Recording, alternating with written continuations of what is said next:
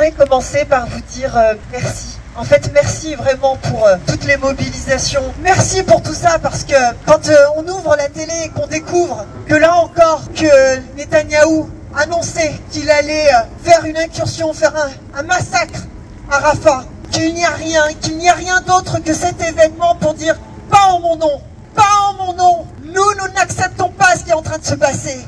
Et qu'on voit en face le silence insupportable de ceux qui devraient justement dire « ça suffit, ça suffit ».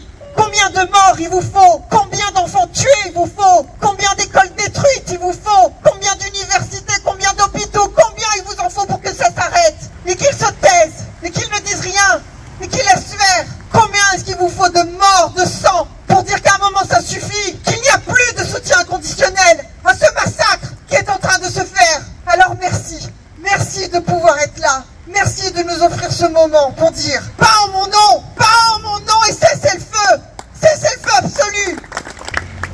Ils n'ont rien compris. Et la France, je vais le dire, me fait terriblement honte. La France, ce pays des droits de l'homme, qu'est-il devenu? Eh bien, il faut avouer que la France a un problème avec le colonialisme. Parce que c'est ça dont il est question en Palestine. Il est question de colonialisme. Et que la France n'a rien réglé, eh bien, de son propre passé. Parce qu'aujourd'hui, ne pas dénoncer le colonialisme en Israël, eh bien, c'est de dire qu'il y a un problème. Si vous n'êtes pas capable de prendre les leçons de notre propre histoire, alors c'est que vous n'avez rien compris à ce qui est en train de se passer aujourd'hui.